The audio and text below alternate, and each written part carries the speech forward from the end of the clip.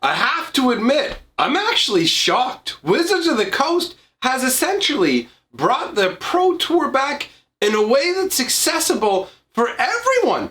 What's going on?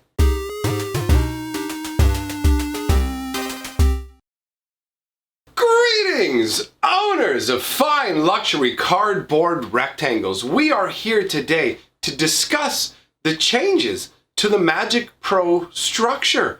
And I'm happy to say, I'm shocked, I'm amazed. They've actually made sweeping improvements. For those of you who don't know, aren't 100% up to speed with what's been going on with the Magic Pro scene, because maybe you're just more of a casual player, well, they used to have a Pro Tour that everybody could participate in. And then they slowly but surely kept pulling back from it, pulling back resources, pulling back coverage, pulling back all sorts of things, going, we don't want the Pro Tour. We have the MPL. Oh, wow.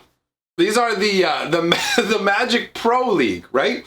And the idea behind the Magic Pro League was originally it was supposed to showcase like the best 32 Magic players in existence. This is the cream of the crop. And then they started messing about and changing the size of the MPL and changing what it took to get into the MPL. Instead of all of a sudden being the cream of the crop for Magic playing, it could just be like, oh, you fit a particular demographic that Wizards wants to see put into the league, or, oh, you're a hot streamer. Come on in. So we had this scenario where nobody really knew how you could get into the Magic Pro League. And this caused a big problem for Magic the Gathering and Wizards of the Coast in that this had kind of a ripple effect across multiple scenarios. One of those scenarios were the Grand Prix Magic Fests, where attendance slowly but surely was headed downwards. And one of the reasons for that, I mean, one of the reasons is cost, but one of the reasons for that was because Grand Prix used to be a way that you could acquire points, then those points would help you get onto the Pro Tour.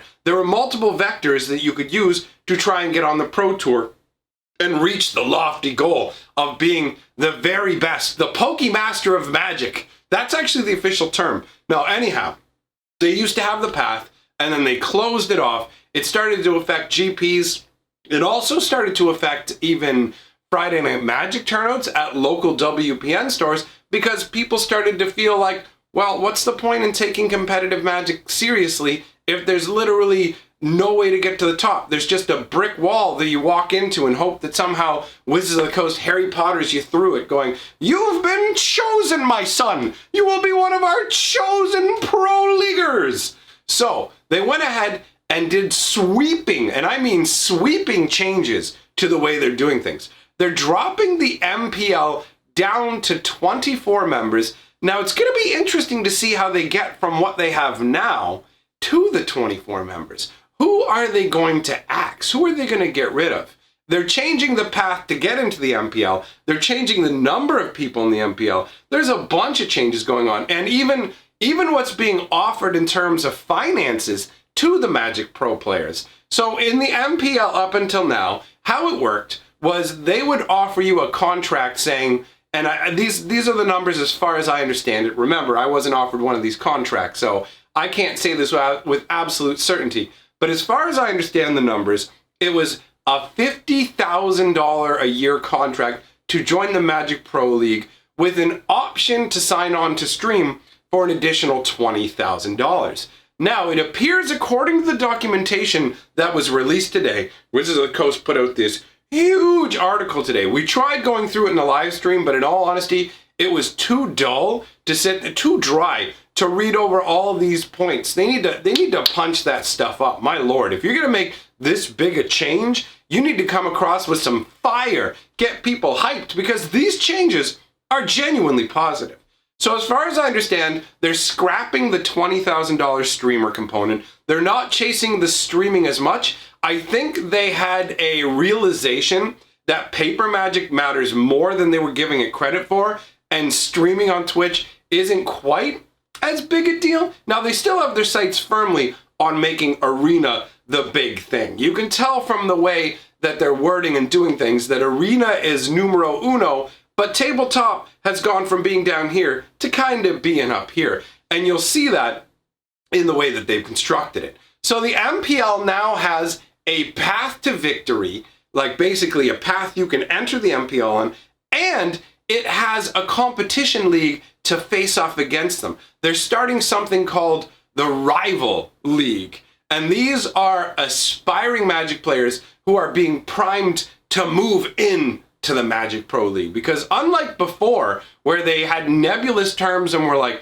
well, how do you get into the Pro League? Not only have they told us how you get into the Pro League, they tell us how you get knocked out of the Pro League. So space is going to be freed up every season. You could see, is it every season? Sorry, I don't know. It might be on a yearly basis. It might be on a seasonal basis. That part's not 100% clear to me. But anywhere from 4 to 8 members of the MPL, so up to 33% of the MPL, could actually lose their positions with each rotation and be replaced by, in most cases, the people from the Rival League. Although there are other ways to get into the MPL. They actually have an MPL gauntlet as well, where you can grind your way in. So how it's going to work is they're going to take the bottom 4 performers in the MPL and they're going to kick them out of the MPL. They're going to demote them down to the Rival League. So basically, to make it simplified, the MPL is going to be the major leagues. These will be the highest level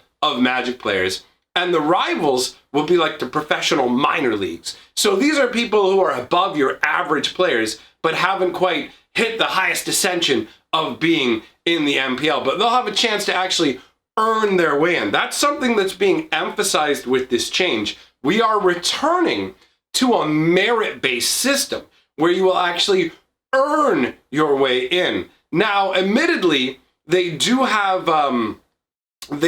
some discretionary slots. They're giving themselves the ability to still play the representation game that Wizards of the Coast likes to play. So there is that, and that to me is it's not the best way to do things, but at least they're making some big changes when it comes down to this. At the end of each MPL gauntlet situation, you will have the MPL made up of 16 people. The top 16 performers will get to maintain their positions in the MPL, while the bottom 8 will be in danger. The bottom 4 get kicked to the Rivals League to try and work their way back up. And then the people who are above the bottom 4, the next worst 4 essentially, will be put into the MPL gauntlet. So they'll have a chance to get their way back into the Pro League, but not guaranteed.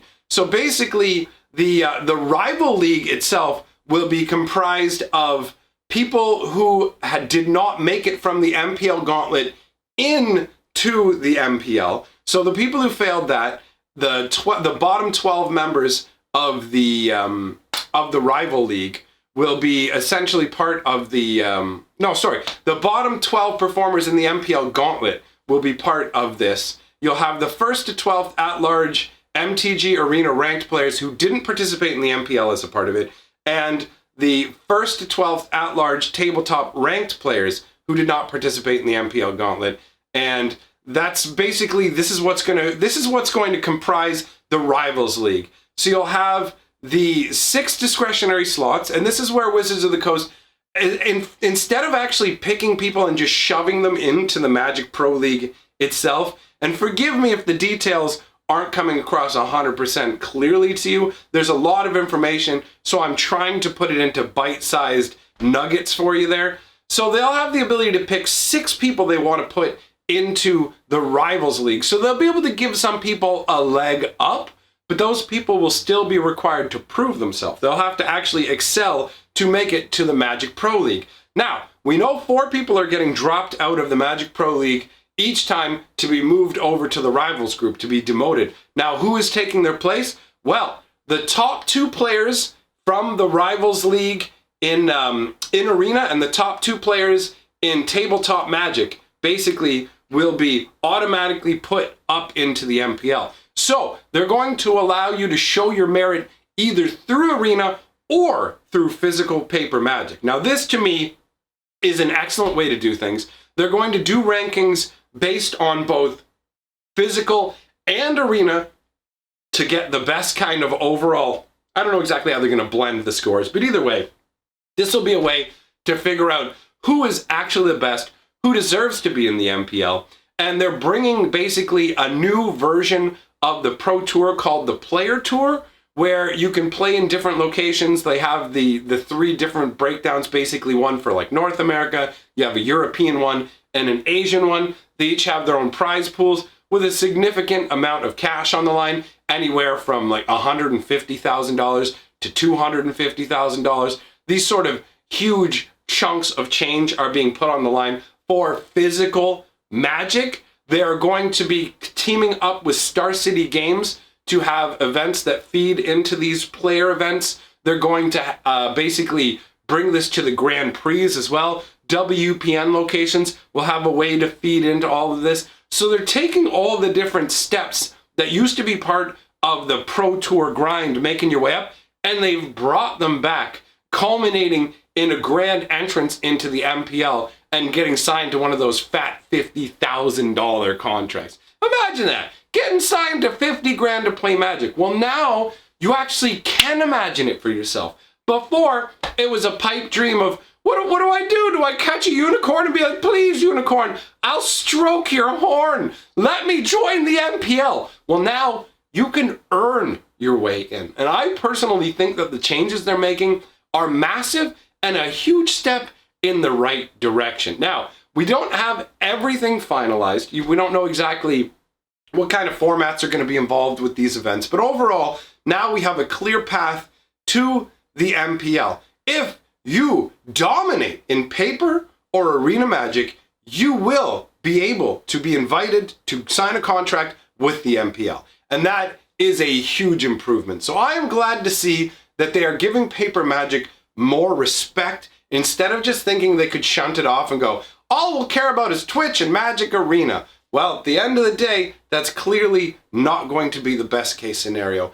This is where everybody can be involved. You can have people who can make it through Arena, you can have people who can make it through paper Magic, and the MPL will ideally be made up of people who can dominate both in the digital era and the physical era. I guess we're in the same era, but you get what I'm saying. Paper Magic is from an older time, and it's a different beast, as much as there are some similarities. So, my friends, let me know what you think of these changes. I want to give a big shout out to my newest channel member, John Regular. Regulators, mount up! All right, so my friends, thank you for being here. Big shout out to all my patrons and channel members. Appreciate you guys. And remember, together, we're the 6-color Magic.